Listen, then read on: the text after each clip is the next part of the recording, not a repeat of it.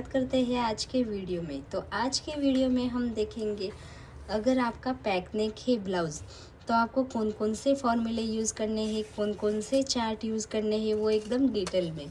तो वीडियो को एंड तक देखना मत भूलिएगा और कुछ भी डाउट है तो कमेंट करके ज़रूर बताइएगा।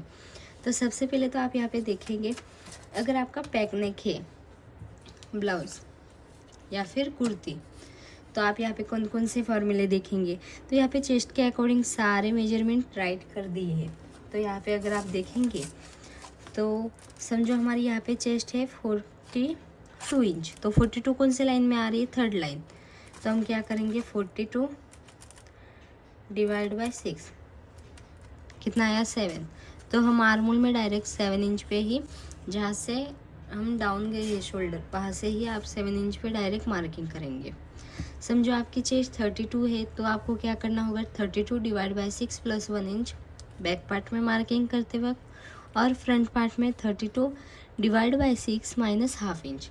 तो अगर आप सोच रहे होगे कि बैक और फ्रंट दोनों में अलग कैसे आया, पर अगर आप एकदम अच्छे से सारे के सारे प्रोसेस वाइज ड्राफ्टिंग करेंगे ना ब्लाउज़ की, तब आपको अपने आप पता चल जाएगा कि जो हमारा बैक पार्ट का आर्मोल होता है वो एक्स्ट्रा ही होता है। फिर आएगा आपका आर्मोल क्रॉस मार्किंग, यानी कि आप आर्मोल में कितने पे क्रॉस करेंगे। तो यहाँ पे फ्रंट और बैक दोनों के लिए सेम है। फिर आएगा शोल्डर डाउन। तो अगर आपका पैक नेक है तो आप है ना बैक पार्ट में आपका जितना फुल शोल्डर है इसके अकॉर्डिंग कितना आपको शोल्डर डाउन करना है वो भी यहाँ पे एकदम डिटेल में बता दिए हैं। हम इस पे भी डिटेल वीडियो बनाएंगे, यानी कि आपको एकदम डिटेल में ड्राफ्टिंग बताएंगे पैक नेक की। आप मुझे कमेंट करके बताइए कि यस मैम आप इंटरेस्टेड हो कि नहीं। फिर आएगा हमारा जो chest line marking for upper chest in front. तो चेस्ट लाइन मार्किंग हम किस तरह से करेंगे, जितना यहाँ पे जितनी आपकी अपर चेस्ट एंड फुल चेस्ट में गैप आ रहा है उसको डिवाइड बाय आपको 4 कर देना है। फिर अगर आपका डिफरेंस ज़्यादा आया तो आपको आर्मोल में किस तरह से टक्स लेना है वो होगा। तो यहाँ पे सिर्फ आपको आर्मोल में टक्स के लिए ही ये गैप बताया गया है। फिर आएगा ब्लाउज डार्ट। तो ये अगर आपका 4 डार्ट वाला ब्लाउज़ है तो आपको वेस्ट में यहाँ पे इस तरह से डार्ट लेने हैं और सेंटर में यहाँ पे। तो आप सोच रहे होगे कि मैम 4 डार्ट में तो 4 डार्ट रहता है ना, 2 डार्ट कैसे आया। तो अगर आप यहाँ पे देखेंगे तो एक तो हमारा सेंटर वाला डार्ट यहाँ पे दे दिया है, वेस्ट वाला डार्ट भी यहाँ पे दे दिया है, और साइड वाला डार्ट हम किस तरह से लेते हैं, जितना आपका यहाँ से गैप आ रहा है एक्स्ट्रा जितना आपका गैप आता है उतना हम साइड वाला डार्ट लेते हैं, आप सभी को पता ही होगा। और एक आया आर्मोल वाला डार्ट। तो आर्मोल वाला जितना आपका यहाँ से गैप आ रहा है, जो आपकी अपर चेस्ट और लोअर फुल चेस्ट में गैप है ना, जितने आपकी अपर चेस्ट यानी कि जो ऊपर वाली यहाँ से आर्मोल के साइड से आपकी चेस्ट होती है उसको बोलते हैं अपर चेस्ट, उसका और जो आपका फुल चेस्ट है इसमें कितना गैप आ रहा है उतने का ही आपको आर्मोल में डार्ट लेना होता है। तो इस तरह से आपका 4 डार्ट होता है। और अगर आपका प्रिंसेस कट ब्लाउज है तो प्रिंसेस कट में आप क्या करेंगे, आर्मोल में डार्ट लेंगे जो हमने चेस्ट अपर चेस्ट में बताया है। तो समझो आपका प्रिंसेस कट ब्लाउज है तो आप क्या करेंगे, वेस्ट में सेम टू सेम यही डार्ट होंगे और सेंटर में भी यही डार्ट होंगे, और आर्मोल में हमने जैसे पहले बताया उसी तरह से जितना आपका चेस्ट एंड अपर चेस्ट में गैप आ रहा है उतना।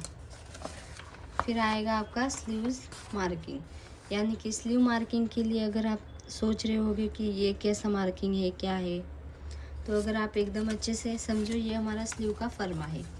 ओके, यहाँ पे आप समझो यहाँ पे शेप है हमारा। तो आपको आपकी चेस्ट कौन सी लाइन में आ रही है, तो यहाँ पे हमारी चेस्ट समझो 32 है तो सेकंड लाइन। तो आप क्या करेंगे, जहाँ से आप स्लीव के लिए मार्किंग करेंगे ना, तो यहाँ से 1/2 इंच जितना इस तरह से, 1/2 इंच नहीं, हमारे 32 है तो 0.25 इस तरह से आगे वाले साइड पे रखना स्लीव का फर्मा। फिर आपका स्लीव्स की फर्मे की ड्राफ्टिंग करेंगे। ओके, वो हम जो ब्लाउज़ की कटिंग करेंगे ना स्टेप बाय स्टेप, उसमें आपको सारे डाउट ये वाले क्लियर होंगे।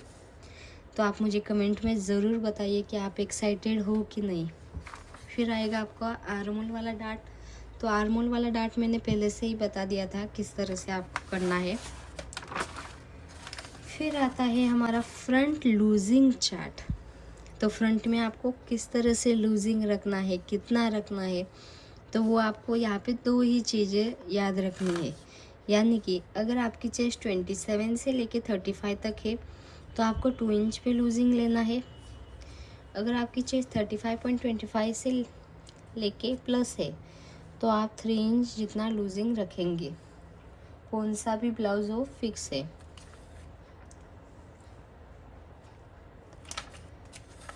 फिर आएगा आपका ब्लाउज़ का बैक लेंथ में आपको किस तरह से ऐड करना है लेंथ में।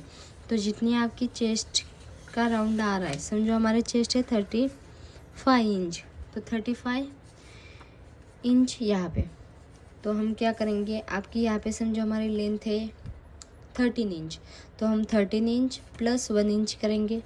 फिर प्लस यहाँ पे कितना आया चेस्ट के अकॉर्डिंग 0.25 उतना।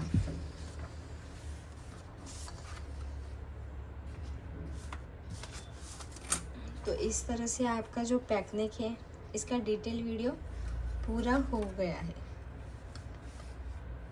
यानी कि अगर आपका पैकनेक है तो आपको कौन कौन से चार्ट यूज़ करने हैं वो आपको यहाँ पे डिटेल में बता दिए हैं।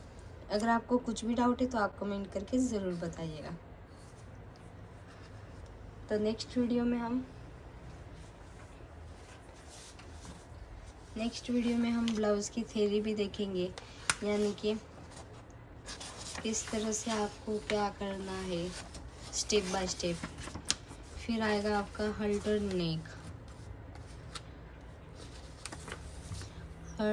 नेक में कौन कौन से चार्ट हो गए वो भी आपको यहाँ पे डिटेल में बताएंगे। फिर आएगा फ्रंट डिप और बैक पैक, इसमें आपको किस तरह से